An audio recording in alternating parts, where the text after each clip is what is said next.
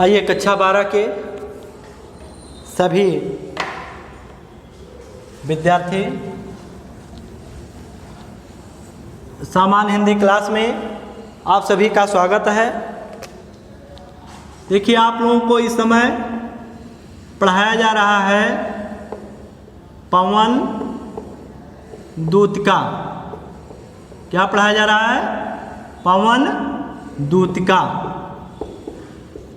पवन दूत का है ना। अयोध्या सिंह उपाध्याय हरिऔध जी। तो जो पढ़ाया गया उससे आगे हम आप लोगों को पढ़ाने चल रहे हैं। आप इसको जो है किताब देखें और तब आपके समझ में आएगा, है ना। तो राधा जी पवन को यानी वायु को जो अपना संदेश वाहक बनाई है उनको समझा रही है और समझा करके कह रही है, क्या कह रही है कि तेरे में है ना यह गुण जो तू व्यथाए सुनाए। 15वां है, देखिए 15वें पंक्ति है कि तेरे में है ना यह गुण जो तू व्यथाए सुनाए, व्यापारों को प्रखर मतियों युक्तियों से चलाना। और बैठे जो हो निसदन में मेघ सी कांति वाले, तो चित्रों को इस भवन के ध्यान से देख जाना। राधा जी वायु को समझाती हुई कहती है कि हे वायु, हे पवन, तेरे पास तो मुख है नहीं, तुम्हारे पास यह गुण भी नहीं है कि तू बोल करके मेरी कहानी को उनको सुना दो। तुम्हारे पास मुख तो है नहीं, तुम्हारे पास यह भी गुण नहीं है कि बोल करके मेरी दुख भरी कहानी को उनको सुना दो। व्यथाएं माने दुख को सुना दो, दुख भरी कहानी को सुना दो। तो व्यापारों को प्रखर मतियों युक्तियों से काम चलाना। तो तुम क्रिया व्यापारों यानी तो तुम क्रिया व्यापार माने संकेत जिसको कहते हैं, तो तुम क्रिया व्यापारों से बुद्धि से, तीव्र बुद्धि से, उपायों से, युक्तियों माने उपायों से काम चलाना। क्रिया व्यापारों, संकेत, प्रखर बुद्धि और उपायों से काम चलाना। कि बैठे जो हो निसदन में मेघ सी कांति वाले, कि बैठे जो हो निसदन में मेघ सी कांति वाले, कि बादल के समान चमकने वाले श्री कृष्ण जब अपने घर में बैठे हुए होंगे। निज सदन, निज माने अपने और सदन माने घर। मेघ सी, मेघ माने बादल के समान कांति वाले श्री कृष्ण जब अपने घर में बैठे हुए होंगे, तो चित्रों को इस भवन के ध्यान से देख जाना। तो उनके घर के चित्रों को, फोटोओं को ध्यान से देख लेना। उनके घर के चित्रों को, उनके घर में जो चित्र लगे होंगे, फोटो लगे होंगे, उसको ध्यान से देख लेना। कौन समझा रही है? राधा जी। किसको समझा रहे हैं? वायु को। कि बोल तो सकोगी नहीं, तुम्हारे पास यह भी गुण नहीं है कि तू बोल करके जो है हमारी दुख भरी कहानी उनको सुना दो। तो व्यापारों को प्रखर मतियों युक्तियों से चलाना। तो तुम क्रिया व्यापारों यानी संकेतों, तीव्र बुद्धि से, उपायों से काम चलाना। और बैठे जो हों निसदन में मेघ सी कांति वाले, बादल के समान चमकने वाले। जब श्री कृष्ण अपने घर में बैठे हुए होंगे तो उनके चित्रों को, तो उनके घर के चित्रों को ध्यान से देखना। कि जो अगला देखें कि जो चित्रों में विरह विधुरा का मिले चित्र कोई, तो जा जा के निकट उसको भाव से यूं हिलाना। और क्या कह रहे हैं? ध्यान से देखना कि उन चित्रों में यदि किसी विरह विधुरा का मिले चित्र कोई, उन चित्रों में यदि किसी वियोगिनी का चित्र मिले, यदि किसी वियोगिनी का चित्र मिले, विरह विधुरा माने किसी वियोगिनी का चित्र मिले, फोटो मिले, तो जाके निकट उसको भाव से यूं हिलाना, तो उस फोटो के पास जा कर के इस प्रकार से हिलाना, इस प्रकार से उसे कंपित करना। हवा चाहे जहाँ पहुँच जाए और जिसको चाहे उसी को हिला दे, है ना। तो वही चीज़ कह रही है। और प्यारे होके चकित जिसे चित्र की ओर देखें, जिसे श्री कृष्ण आश्चर्यचकित होकर के उस फोटो की तरफ देखने लगे। आशा है यूं सूरत उनको हो सकेगी हमारी, तो मुझे आशा है, मुझे भरोसा है कि उन्हें हमारी याद आ जाएगी, उन्हें राधा की याद आ जाएगी, है ना। कि जो चित्रों में विरा विधुरा का मिले चित्र कोई, कि तुम ध्यान से देखना, उन चित्रों में यदि किसी वियोगिनी का चित्र हो तो उसके पास जाकर के इस प्रकार से हिलाना, कंपित करना कि प्यारे होके चकित जिसे चित्र की ओर देखें, जिसे श्री कृष्ण आश्चर्यचकित होकर के उस चित्र की तरफ देखने लगें। आशा है यूं सूरत उनको हो सकेगी हमारी, तो मुझे आशा है, भरोसा है कि उन्हें हमारी याद यानी राधा की याद आ जाएगी। ठीक। कि जो कोई भी सदन में चित्र उद्यान का हो, ओहो प्राणी विपुल उसमें घूमते बावले से, तो जाके सन्निकट उसके वो हिला के उसे भी देवात्मा को सूरत ब्रज के व्याकुलों की कराना। और कह रही हैं कि उनके घर में यदि किसी उद्यान का चित्र हो, किसी बगीचे का चित्र हो, उनके घर में, सदन माने घर, उनके घर में यदि किसी उद्यान का चित्र हो, ओहो प्राणी विपुल उसमें घूमते बावले से, और उस चित्र में बहुत विपुल माने बहुत से प्राणी इधर पागल होकर के उधर उधर घूम रहे हों। उस चित्र में बहुत से प्राणी पागल होकर के इधर उधर घूम रहे हों, तो जाके सन्निकट उसके यूं ओ हिला के उसे भी, तो उसके पास जाकर इस प्रकार हिलाना, तो उसके पास जाकर इस प्रकार हिलाना कि देवात्मा को सूरत ब्रज के व्याकुलों की कराना। इस प्रकार हिलाना कि देवात्मा श्री कृष्ण को ब्रज के व्याकुल लोगों की, ब्रज के व्याकुल लोगों की याद आ जाए, याद आ जाए।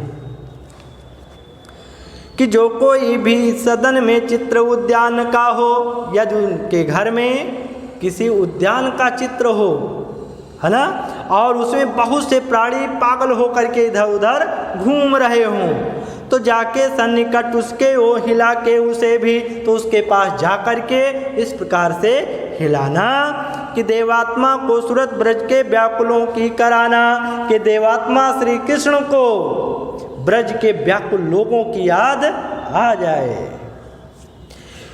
कि कोई प्यारा कुसुम कुमला गेह में जो पड़ा हो, तो प्यारे के चरण पर ला डाल देना उसी को।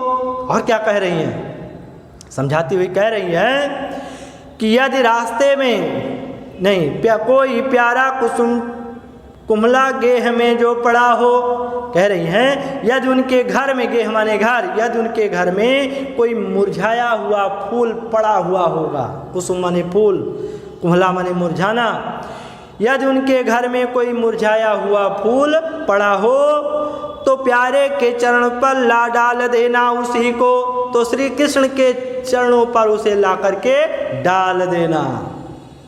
और यो देना ये पवन बतला फूल सी ये कबाला, हे पवन इस प्रकार से उन्हें बतलाने, हे पवन इस प्रकार से उन्हें बतलाने की कोशिश करना कि इसी फूल के समान, फूल सी, इसी फूल के समान एक युवती, इसी फूल के समान एक बाला, एक युवती मलाना हो कमल पर को चूमना चाहती है। एक युवती मलाना हो कमल पर को चूमना चाहती है। क्या करें कि एक युवती जो है उनके कमल कमलवत रूपी चरण को, उनके कमलवत रूपी चरण को क्या करना है, व्याकुल होकर के, मलाना व्याकुल होकर के चूमना चाहती है, व्याकुल होकर के चूमना चाहती है। कि कोई प्यारा कुसुम के कुमला गेह में जो पड़ा हो। राधा जी पवन को समझाती हुई कहती है कि हे पवन, यदि उनके घर में कोई मुरझाया हुआ फूल पड़ा हो तो प्यारे के चरण पर ला डाल देना उसी को, तो श्री कृष्ण के चरणों पर उसी को ला करके डाल देना। और ये यूँ देना, ये पवन बतला फूल सी एक बाला, इस प्रकार से उन्हें बतलाने की कोशिश करना। किसी फूल के समान एक युवती यानी राधा जी, हाँ, कमलवत रूपी चरण को, श्री कृष्ण के कमलवत रूपी चरण को व्याकुलता के साथ चूमना चाहती है। आगे चले कि जो प्यारे मंजू उपवन या वाटिका में खड़े हो और छिद्रों में जो कोड़ित करना बेड़ुसा की चुको को, यूँ होवेगी सूरत उनको सर्व गोपांगना की, और जो है बंसी श्रवण रुच में दीर्घोत कंठ होती। और क्या कह रही है, कह रही है कि हे पवन, यदि श्री कृष्ण, मंजू माने सुंदर, यदि श्री कृष्ण किसी सुंदर उपवन, यदि श्री कृष्ण किसी सुंदर उपवन या वाटिका में खड़े हुए हों, मतलब उस चित्र में, यदि श्री कृष्ण किसी चित्र में सुंदर उपवन या वाटिका में खड़े हुए हों, और नहीं सॉरी चित्र में नहीं, मतलब वैसे ही कहा जा रहा कि जो प्यारे मंजू उपवन या वाटिका में खड़े हों, यदि श्री कृष्ण किसी सुंदर उपवन या बगीचे में खड़े हो तो छिद्रों में जा क्वड़ित करना बेड़ुसा कीचकों को, तो जा करके क्वड़ित करना बेड़ुसा कीचकों को, तो जा करके बांसों की छिद्रों से, बांसों की छिद्रों से, कीचकों माने बांस, बांसों की छिद्रों से उसे बंसी की आवाज की तरह बजाना। क्वड़ित करना माने बजाना, क्वड़ित माने बजाना, किचको माने बांस और बेड़ माने बंसी भी कह सकते हैं। तो खड़े हों तो जो है बांस के छिद्रों से क्या करना, बंसी के समान बजाना। जैसे बंसी से आवाज़ निकलती है वैसे बांस की कोठ कहीं हो और वहीं बसव कवजिया में से इतना तेज हवा मतलब निकले, आवाज़ निकले, तो मालूम हो कि मानो कोई बंसी बज रही है। और यूँ होएगी सूरत उनको सर्व गोपांगना से, इस प्रकार से जो हो बंसी श्रवण से दीर्घोत्कंठ होती, इस प्रकार से उन्हें सभी गोपिकाओं की याद आ जाएगी कि जो बंसी की ध्वनि सुनने की रुचि से, जो बंसी की ध्वनि, श्रवण माने सुनने, रुच माने रुचि, जो बंसी की ध्वनि सुनने की रुचि से बहुत व्याकुल हो जाया करती थी, बहुत व्याकुल हो जाया करती थी। कि जो प्यारे मंजू पवन या वाटिका में खड़े हों, हे पवन, यदि श्री कृष्ण किसी सुंदर उपवन या बगीचे में खड़े हुए हों तो वहाँ बांसों की झुरमुटों से, बांसों के छिद्रों से तुम बंसी के समान आवाज़ निकालना या बजाना। और यूँ होवेगी सूरत उनको सर्व गोपांगना की, इस प्रकार से उन्हें सभी गोपिकाओं की याद आ जाएगी कि जो है बंसी श्रवण से उत्कंठ होती, जो उनकी बंसी की ध्वनि सुनने की रुचि से व्याकुल हो जाया करती थी।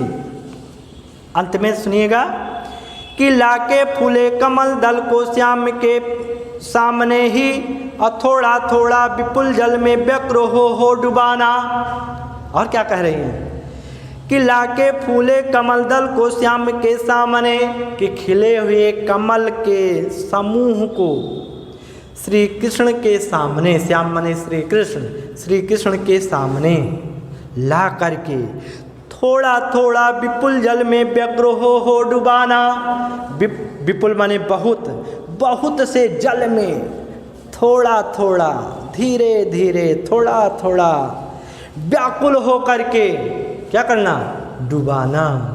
व्याकुल होकर के क्या करना, डुबाना। अयो देना ये भगनी जतला एक कम्बोज नेत्रा, आँखों को ही बिरा विधुरा वार में बोरती है। हे बहन, भगनी माने बहन, हे बहन, इस प्रकार से उन्हें बतलाने की कोशिश करना कि एक कमल नेत्रों वाली, अम्भोज नेत्रा माने एक कमल नेत्रों वाली, आँखों को ही बिरा विधुरा वार में बोरती है। एक कमल नेत्रों वाली यानी राधा अपनी आँखों को विरह विधुरा वार में बोरती है। राधा अपनी आँखों को विरह की आंसुओं में डुबो देती है। राधा अपनी आँखों को विरह की आंसुओं में डुबो देती है। मतलब इतना रो रही है कि आँखें उसकी जो है आंसुओं में डूब जा रही है ना। जैसे वो कमल दल के समूह को पनियम डुबो डुबो करके दिखाना, तब मालूम हो जाए उन्हें कि राधा जी भी उसी तरह से रो रही है। बात समझ में आई? कि लाके फूले कमल दल के श्याम के सामने, कि खिले हुए कमल के समूह को श्री कृष्ण के सामने ला करके थोड़ा थोड़ा विपुल जल में व्यग्र हो डुबाना, कि बहुत से जल में थोड़ा थोड़ा व्याकुल हो करके डुबाना। अयोदेना ये भगनी जतला ये कम्भोज नेत्रा, हे बहन, इस प्रकार से उन्हें बतलाने की कोशिश करना कि एक अम्भोज नेत्रा, एक कमल नेत्र वाली यानी राधा युवती अपनी आँखों को उनके वियोग में क्या करती है, आंसुओं में डुबो दे रही है। ठीक, तो इस तरह से आप इसको तैयार करेंगे और हम आप लोगों को ये दे रहे हैं कि इसको आपको लिखना है, इसी में से आपको क्वेश्चन बनाना है। आप संकेत जान लीजिए, संकेत है इम्पोर्टेंट है, उसी को मैं दे रहा हूँ, आप उसी को लिखिएगा। संकेत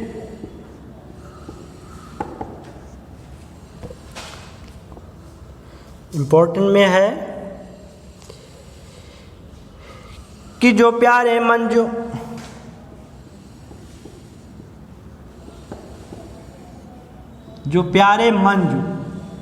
है ना, जो प्यारे मंजू से लेकर बोरती है, यानी 19वां और 20वां,